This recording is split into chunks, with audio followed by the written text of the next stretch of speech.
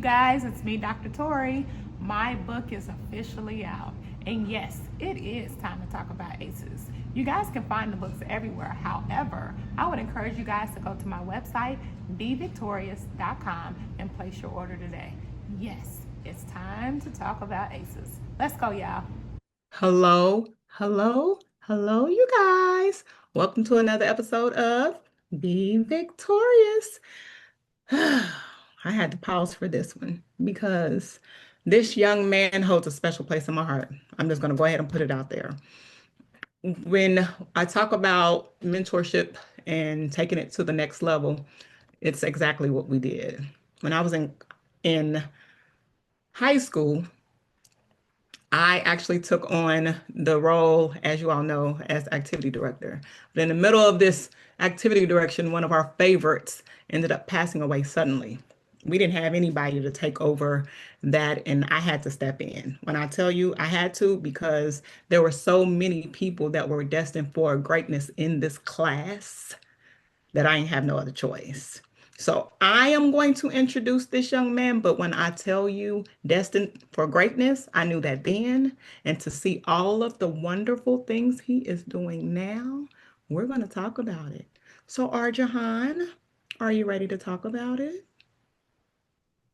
Yep, I'm ready to talk about it. I don't think they know who. Jahan. A lot of people, of course, know you as Rodney Jackson. Exactly. So let the world know exactly who you are. Okay, so by birth, I was given the name Rodney Jahan Jackson. And then, of course, coming over to New York and then gaining my Actors Equity Union membership, you then can. There are a lot of Rodney Jacksons. So to kind of condense, it's like Meryl Streep. You know, her name isn't Meryl Streep. She chose Meryl Streep, and I chose R. Jahan. R for my first initial, Jahan for my uncle who passed away in Chicago. Wonderful. And I love you. It wouldn't matter if you was R. Jahan, the blue, the sky, the sun, the rain.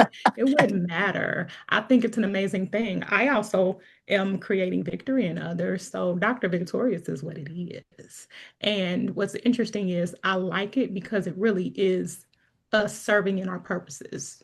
Like it's fitting for you. This is fitting for me. We are creating victory and we're doing the things that we love.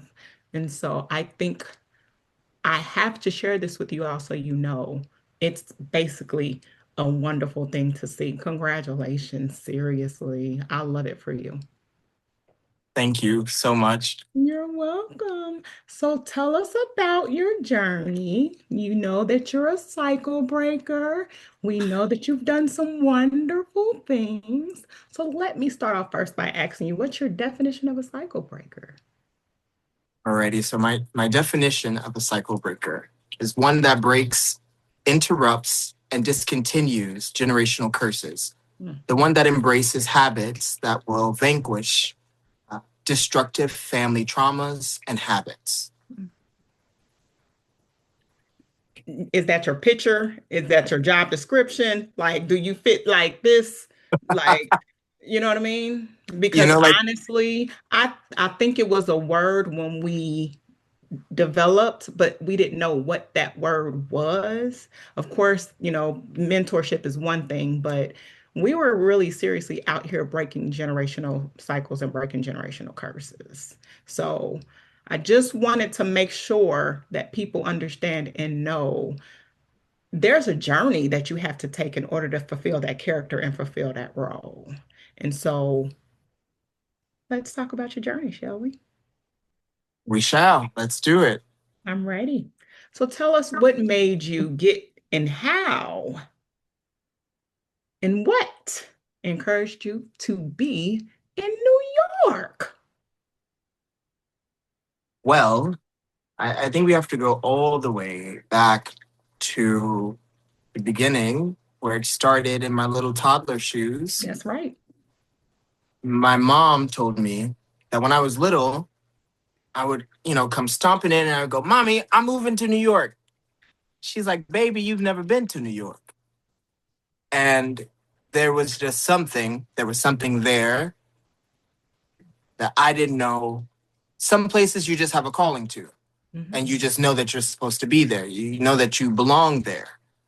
And I always had this calling to New York. I felt that's where artists went. That's where the thinkers went. That's where people flew to figure things out and to be amongst people who are also figuring it out. So that's where it started.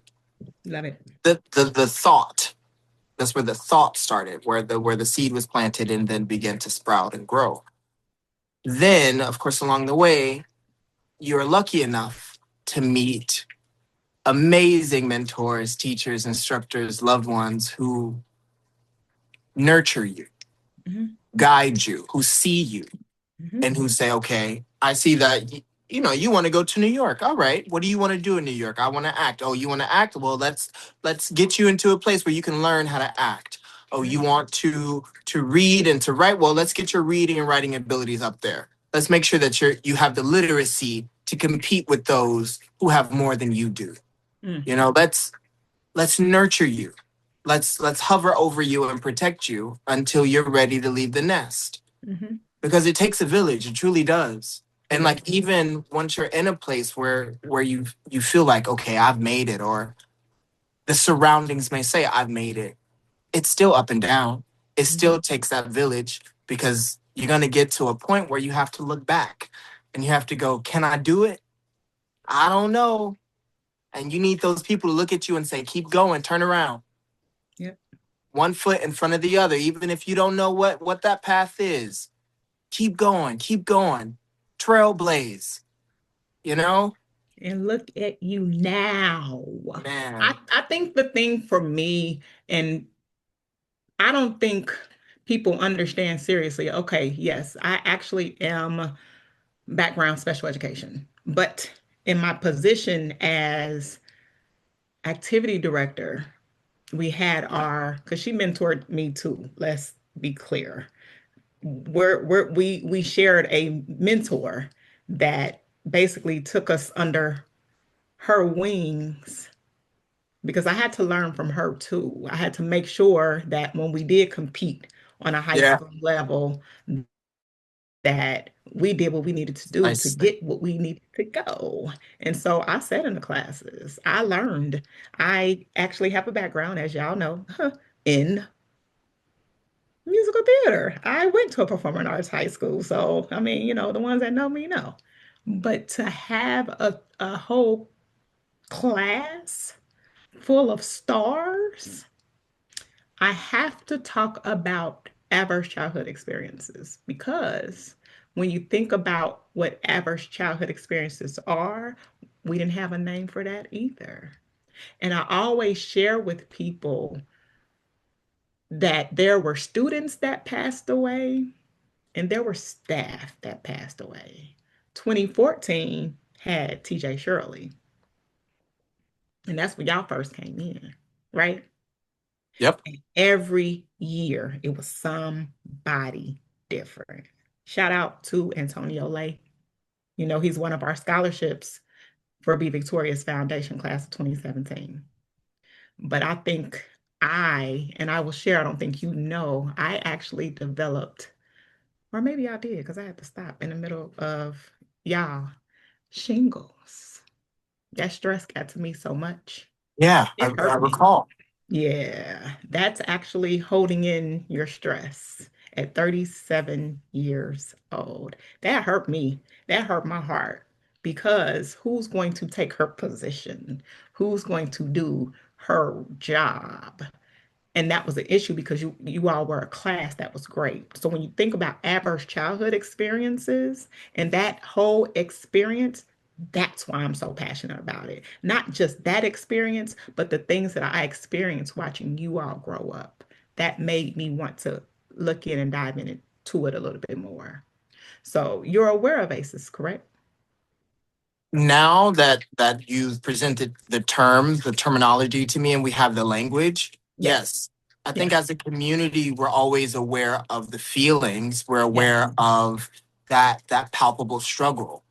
But now to have the language, to have the vocabulary to define it and to say, oh, this is what I'm experiencing. And then to take then to take that language out to go into the world and say, okay, you may not understand me entirely, but this is why. Here is why. Ace.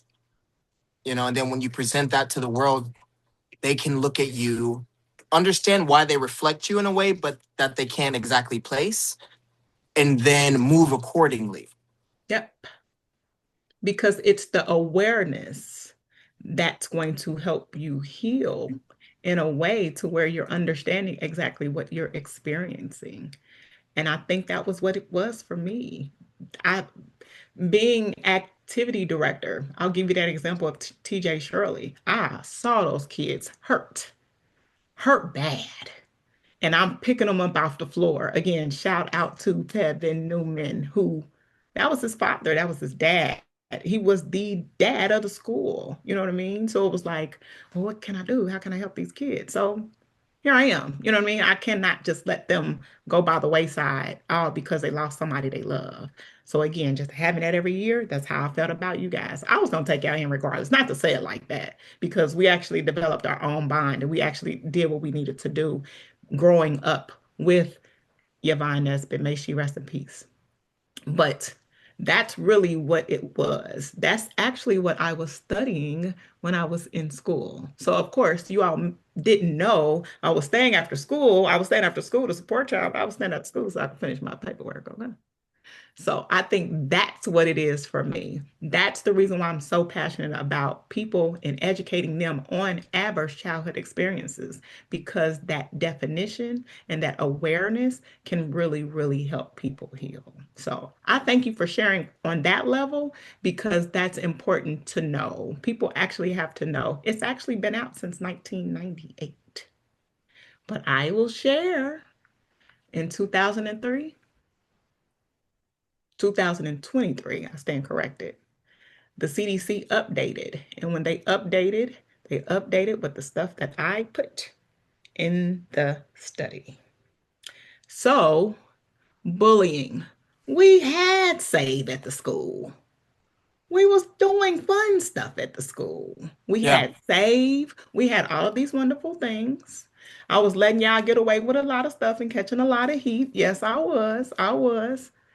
But a lot of those things that fall under the new category of other adversities, we were already doing at the campus. We had issues, unfortunately, with racism. We had community violence. So we had these things, you know what I mean? We had these issues, going on. So to see them actually recognized as what they are, I'm not for sure if you are aware, but bullying is the number one. It's now a mental health issue. And I don't know if they want to do anything about it, but I do. So that's why we're here. So again, you have to understand, and I'm not saying you have to understand, you're a cycle breaker. And for every reason that you're a cycle breaker, that awareness of ACEs is what it is. Now, my question to you is this, and I'm not for sure if you did, but do you have an ACEs score? I do. Haha, tell us about it. My score was 7 out of 11. Okay. And I will tell you this, we don't let our ACEs score define us at all. Not at all. What we do is say, okay, let's look at those categories and see, how can I help myself heal? How can I help address the things that happen to me that I no longer want to happen to me as a cycle breaker, and do that? So again, I am happy, grateful, blessed that you are here, because we get to catch up and do what we need to do. Yeah. So there was, and I want to bring this up for people to understand and know, there was this opportunity for you to go to New York. And you came to your girl. And I said, hold on a second. Just hold on. Hold on. And you was like, I'm ready. And I was like, no. Just hold on for a second. God got a purpose and God got a plan. Because you was ready to go. If you all don't know, and I'm sure the world already knows, Chicago is Chicago. It is what it is. I had a lady today tell me about Dalton. And I was like, And she was like, Tiffany Hinyard? I was like, yeah, y'all know about Baldwin then, let's be clear. But we're out here. And I want people to understand and know there's nothing wrong with an ACEs score. There's nothing wrong with living in Chicago. We lived through community violence. We lived through the bullying. We lived through all of this stuff. And here we are. So your journey toward New York, how did it start and what happened? So the journey to New York was a huge leap. Let's let that be clear. Like now, I think to a lot of people it may look like it was easy, mayhaps, or like that everything kind of came to me on a platter. Right. Not at all. There was culture shock. There was struggles. There was a period when I was like, I don't know if I'm going to make it to New York because to get to New York costs, and then it took a village, it took a community to come together to finance, to emotionally support, to teach me everything, and this is after grieving. This is after the trauma. This is after picking oneself back up. And the community also having to pick themselves back up and say, okay, let's get this boy packed up into this van. Okay, let's drive 16 hours and then let's drop him off after orientation. Yep. And then after orientation, I was in my dorm room and my family had left. A lot of people, like some of the other people who had the means for their family to stay a week. Right. They did orientation that week and then I'm going to go have dinner with my family now. I went back to the dorm room and I was in my room alone. And I was like, what now? Oh, you have to feed yourself. Okay, well, let me go figure out, where to go in New York to get food. Maybe I'll go get pizza, but maybe that's too expensive. Maybe I'll go find a grocery store. I don't know what the grocery store is. Well, you got to look it up. All these things. That was just the beginning. On top of then going into classes. And then, you go through your training. And I had this mindset where I told myself, because of how it felt, it was like, if I don't achieve the goal of what I came here to do, and that's to become a working actor, I'm going to go back home. And I don't want to go back home. Not because I don't love home, not because I don't love the people that's there. I love the people deeply. But to come back, to me, felt like a disservice to all the work that everyone did to get me to where I am. So now it's time to put your money where your mouth is, let that grit kick in, and do the job you came to do. I outperformed myself because that's all that mattered. Mm-hmm.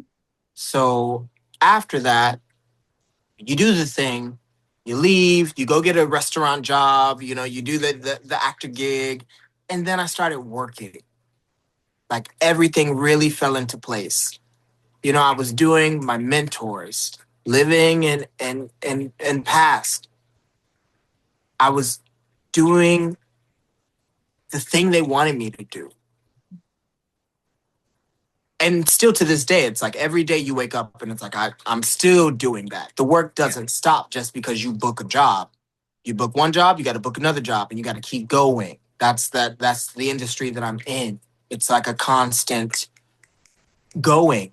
And the accolades will come and you'll have moments where you're like, oh, I can rest a bit, but you got to get back to it because it is a job. Just like a 9 to 5, like people get up and like, I got to go to my 9 to 5. I love my job. I'm a designer. I'm a creative director. I'm a firefighter, policeman, whatever the case may be. This is my 9 to 5. And my 9 to 5 just looks like waking up and being like, okay, what's today's challenge? Whether that be a warm up that I haven't done in a long time, reading a book or a script, or going to rehearsal or doing a show 8 times a week. Right. So the journey has been, I prayed for the moment that I'm living right now. And I have to remind myself that because once you get here, you start to look at everyone else and go, all right, I'm not doing enough, or I don't have that, I don't have this, or I don't come from that. But to think about where I was 8 years ago. Wonderful. I graduated and you have the moment where like, is this my peak? Right. You did your thing, your mentor passed away, but you still made it through. You grieved, you went through like a sort of depression, you fell off, but you picked yourself back up with the help of many people. Mhm. Yvonne Nesbitt was such a pillar for me, the way she stood in the gap, the way you stood in the gap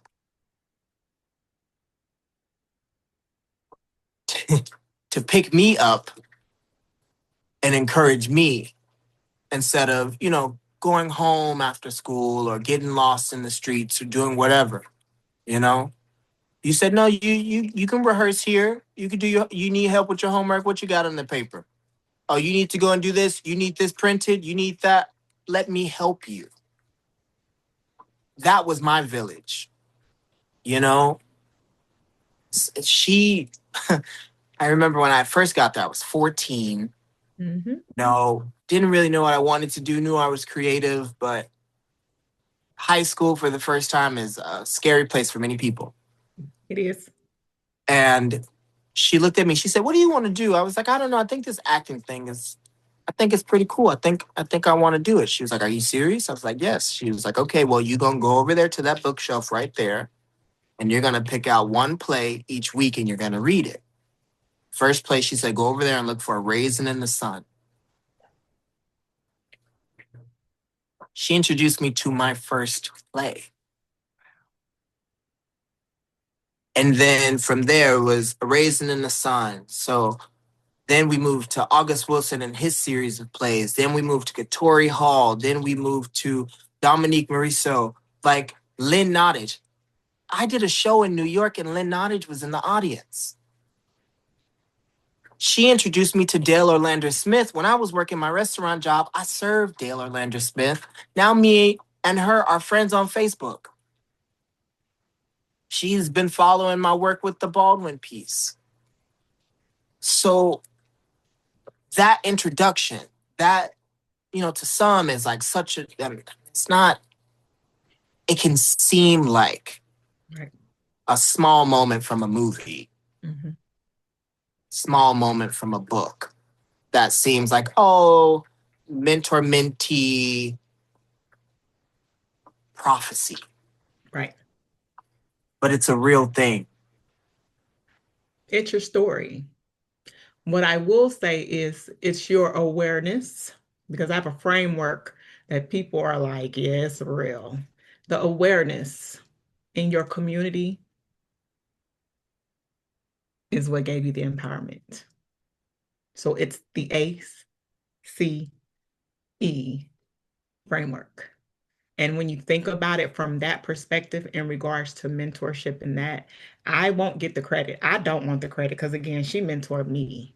Let's be clear. I did it because I saw the passion in the entire class. I still got all the pictures, let's be clear. All of them. Remember when I put the one and y'all would come back to visit, and when you open up the doors to walk into the office and you came home one time, you was like, "That's me." What? Are you serious? Do you know who you are? That's awareness plus the community that will empower you. People love it because it's the truth. I have to tell people about ACEs. I have to tell people about being cycle breakers because that is who you are. Now, I will tell you this. I watch you because your healing strategies are the bomb. Look at you going right now and don't even know it. Look at your background looking good. You're at a writer's retreat because that's how I'm sure it helps you heal. So tell me, what are some of your healing strategies, habits, or support systems that have helped on your path? Yeah. So you have to have many. Mm-hmm. Oof. So, I mean, because one thing I had to realize is that what you live through doesn't necessarily leave you. And so it's an undoing. The Mm-hmm. learned things have to be unlearned, and new behaviors have to then be learned, orientated into routine, because you get one body for this life, you get one mind for this life. Right. So I take a lot of energy into setting up a routine for care, for my mind, for my body, for my soul. That's reading, that's self-care, and then that's physical exercise. So I'm in the gym weekly because I found out that I'm a very anxious person. From my upbringing, I've become an anxious person. From the realization of how my traumas affect me and how they play a role in my life, I also realized that depression, clinical depression, I'm prone to those episodes. If you understand that, you can do the work in order to prevent those things. And if they are happening, to know how to work your way through them. The gym is a huge, huge, huge support system for me. Every day being able to exert that anxious energy. I call it the hamster wheel, to run yourself a little bit. So that way your mind is clear. When I was at the conservatory, they said you had to figure out ways in order to calm your mind. So that way when you're doing the monologue, when you're in the audition, when you're rehearsing, that anxiousness can be steadied. So physical exercise is a way of grounding oneself to get your mind and your body in sync. So that way, when you're learning 36 lines of Shakespeare, okay, within 12 hours, you can do it. My first try, I failed. I was devastated. 36 lines of Shakespeare, Oh, for a Muse of Fire, from, I believe that's Henry V. Assigned to us, we were all terrified. I sat in my room, writing it down, putting physical movements to it, listening to it. So audio, kinesthetic, trying all of the different things to figure out how to get this monologue in me. And I did it. But then when it came time to stand in front of the class and that instructor, I couldn't do it. You had to have every word. They called it DLP, dead letter perfect. I couldn't do it. I was devastated because I was like, no, I came here to do something and I failed. I'm failing not myself, but I'm failing everybody else, which is not the case. Not the case. You're going to make, mistakes. You're going to fail and you're going to return. So I had a dance class early that morning at 7:30. So 7:30, ballet, waltzing, ballet, waltzing, tango, all of those things. And then directly after that, I went into that class. That energy was gone. And I got up there and every word was perfect. I did it. And so I learned that exerting physical energy allows me to sync my mind and my body. That's smart. So then that's the first routine, skincare. My mom, my aunt, and my grandmother. So my grandmother, she came up from Houston, Texas during the Great Migration.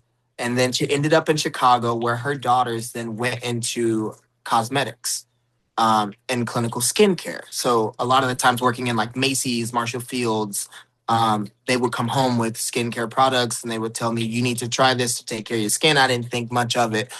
They were free things that they got. So like, whereas we didn't have much money growing up because of the work that they did, like what people don't understand is you may not have all the money in the world, but if you have the grit and the determination to get up and work and to do something to contribute to this world will give back to you. So that is something, those skincare bottles and things. And I was like, I don't know what to do with this toner, cleanser. What is this?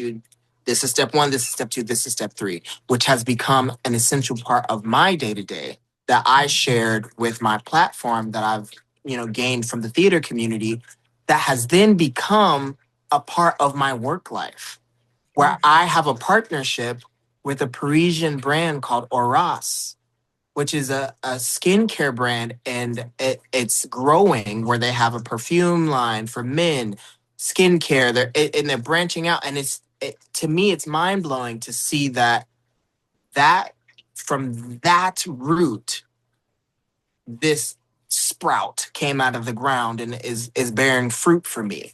Yep. So then there's that. And then on top of that, then we go into reading, right? So, Ms. Nesbitt, she introduced me to literature as a whole, poetry, plays, prose, verse, all of these things. So then I go into reading, you go from Langston Hughes to Maya Angelou to, MLK to Malcolm X to James Baldwin. Mhm. I was at the conservatory and I had an instructor look at me and tell me, he goes, "You're going to play James Baldwin someday. I have a play that I need you to read." I didn't think twice of it. I was like, oh, I got a gap. I'm Black, articulate, James Baldwin. Okay, it makes sense. No, but then when you dive into the literature and the life, right? James Baldwin was a product of Ace. No, that's why you're here. I'm thank you. Yeah, he was a product of Ace. Mhm. He didn't know his father. Didn't. Myself and my father were a bit estranged. Mhm. His mother bared, I believe it was 9 children. He was one of 9, the oldest of 9, actually. And he helped her take care of those kids. Mhm. He had a friend die. His best friend, Eugene Worth, died when he was 24. And then from that grief, the grief of not having a higher education, the grief of not knowing his father, the grief of longing for something more, but knowing that you're struggling. Hmm. Exactly. He then moved to Paris and then started his literary career. Well, he had it started, but that was like the catapult, the catalyst to the success. So to then encounter his work, living my own life, I was here this time 2 years ago. And that's when I started the writing for the show. I went to the Tennessee Williams Museum and I saw how his life had been preserved. Mhm. And I'm having a hard time seeing a lot of from the Black community, a lot of our literary heroes, our activists are not being preserved in that same way because we are still fighting through our own challenges. So I made it a part of my mission, being aware of my own experience with Ace. So then I can now understand our legends, our titans, their experience with Ace. I've adopted this job of Black archaeology within the Ace sphere. And then putting that with my degree from the conservatory and saying, now I'm going to give it to the world. And they're having a hard time, but I'm like, y'all got to catch up because I'm going to keep going. Yep. Not going to stop. The grit. They don't Grit. even know. They don't have no clue. But that is the reason why we are here. This is what we do. We don't give up. Cycle breaking looks exactly like this. And I love how you educated us. Let's be clear, because I did my research. And what's interesting is this Baldwin thing to me is a dream come true. Because again, I can say watching it happen, oh yeah, super proud, hands down. Because there was once upon a time where we didn't realize this, and here we are now.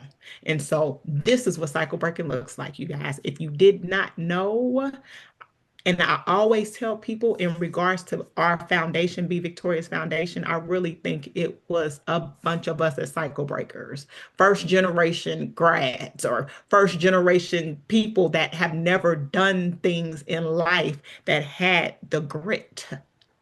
Because, see, me going to school, I was going to school with you all. That was inspiring, it was motivating, it was good. But then again, I got sick. I didn't stop. I remember one time y'all had one and I put on a big old coat and you remember that? Yep. I was Yep. hurting like a dog. I was But you were hurting. there. I think you had like a little thermos with tea and you was like, I'm cold, but I'm here and y'all gonna do the thing. You just you need someone to show up for you to know that you can do it. Because a lot of the time, especially in those early years when you're figuring it out and learning, when you don't see anybody out there, it feels like you can't do it. Yep. But then to see someone, an adult, someone who, you see as someone in the place that's got it, tell you, even if they still figuring it out, to tell you, you got it, go do it. Because I know you can. Woo! Then it's like, that's rewired my entire brain. Yeah, I can do it. You can't. I won 7 tournaments in a row. Mm-hmm. Unheard of. People still, like, I'm still running into people now. You know, you go out, you write a show, it has its industry presentation at the New York City Center in the theater district. You know, you move your way up and people are like, you're Rodney Jackson from Speech.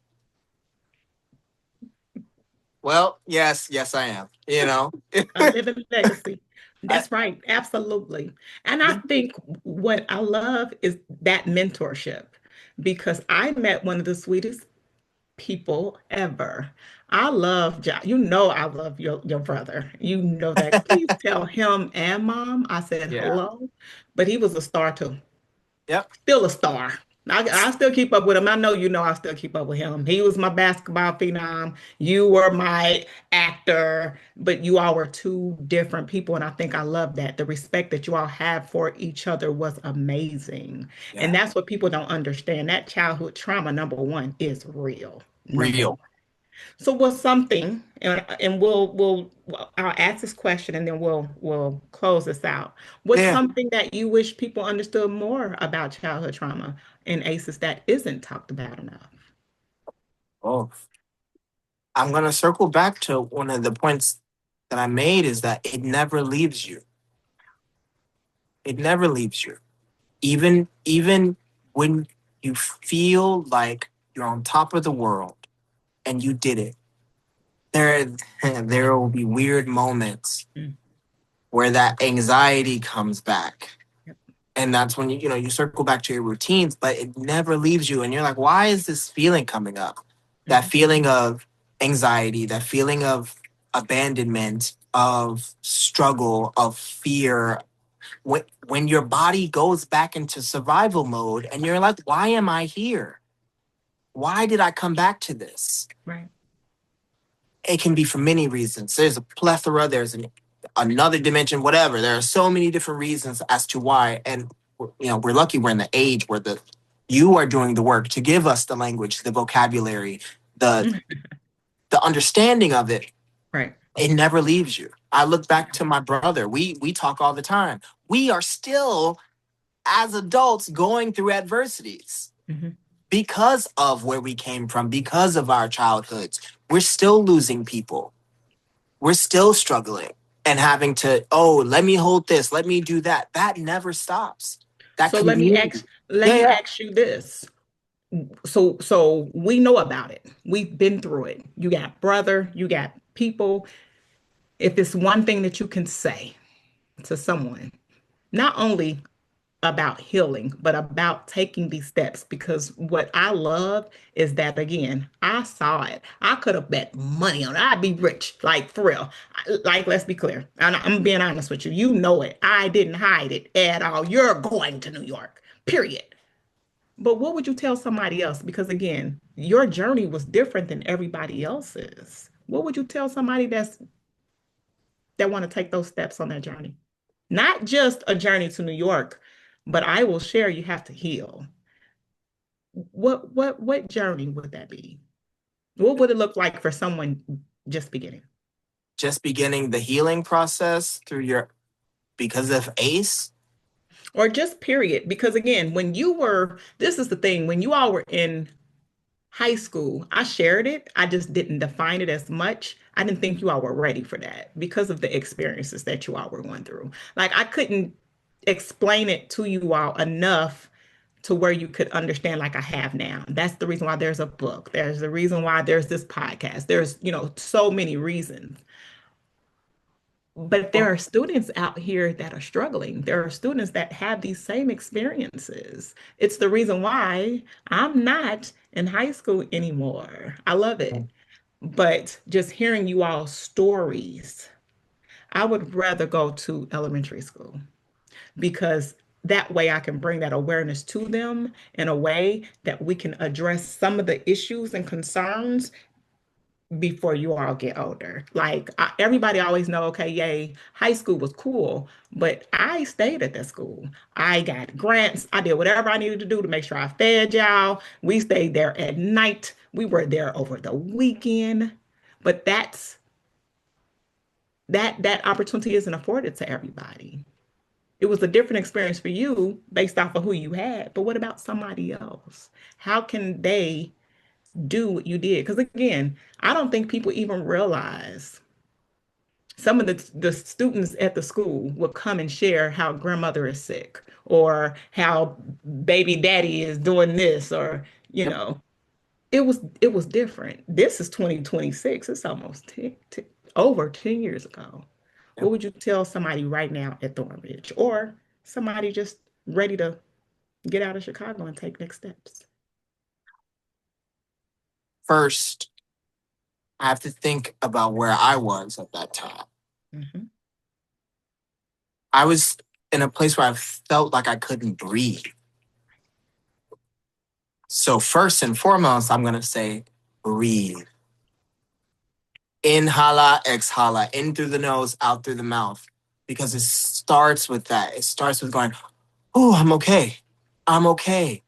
I'm okay. And you have to repeat it to yourself until you believe it, till you know it, until you see that it's the truth and you're aware of it.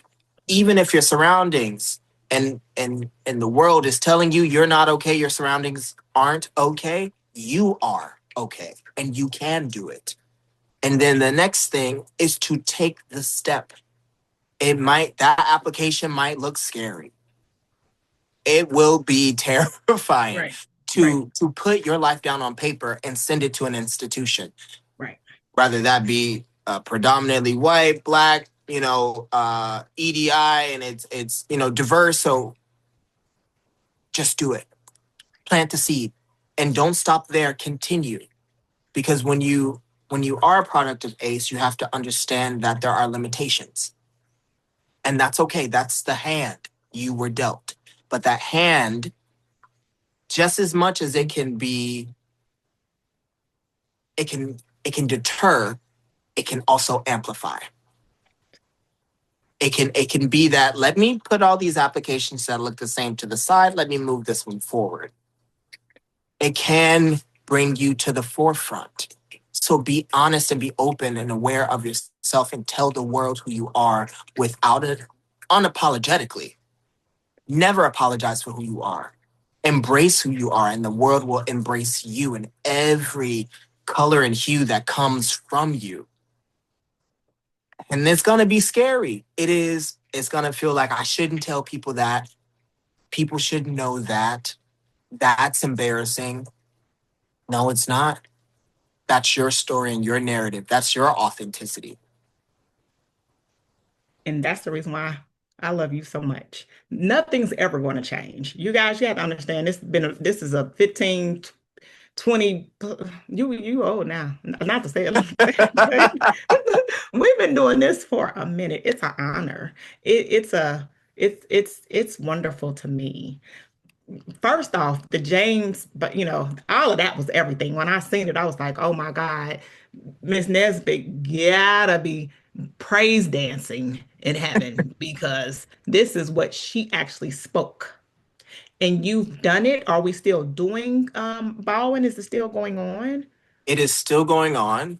I Mhm, am I am blessed mhm, to be in a position where I was able to hand it off to a producing team.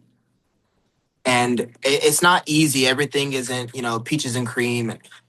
There are still steps and journeys to go with it, of course. But that's when you think of where Hamilton came from with Lin-Manuel, he took 8 years to do that, up in Washington Heights. So uh, my process has been rapid, mhm. thankfully. But if it Bless. takes a little time, if it has to slow down and speed up, that's okay. And that's where I am. But Mhm. in that, also, that's the time to, like I said, never stop with that one thing. I'm on a writer's retreat because I'm writing the next thing. Very I'm doing the next. Okay. Have we heard of Le Chevalier de Saint Georges? good. We Okay. have not. We heard of Mozart, right? Mhm. There was a black composer before Mozart, who was a prodigy in fencing and all. He was a product of ACE. Mm. Okay, when we really get down to it, let's start. This is why I said Black archaeology, Black historical archaeology. And that is what I'm doing. I'm digging up these narratives and bringing them to the forefront and putting them in a theatrical context and saying, let me deliver this story. Okay. You know, it helps me, but it also helps the community. Right. We've been dealing with this for decades. Yep. And we have to know that our greatness is still within us and that we can do what we feel we are destined to do, what we are called for. We can do it. You just got to do the And work. here we are, Yep. another cycle breaker. Black male from Chicago, representing in the NYC. So my people in New York, not just the people in New York, baby, if you're ready to go to Broadway and go and check out a play, because this is an amazing thing. You are creating history. You are a cycle breaker. And I want you to own each and every title that I give you. I said it then. I'm definitely going to say it now because we're going to continue to break these generational curses and break these generational cycles doing exactly what we are doing. I can't express how happy I am to have you not just in the seat, not just share your story, not just catch up, but people have to understand and know there is greatness that comes out of not just Chicago, but Thornridge High School. And I appreciate this time. I appreciate everything. Please let people know where they can find you. So you can find me on almost all social media platforms at Rodney Jahan.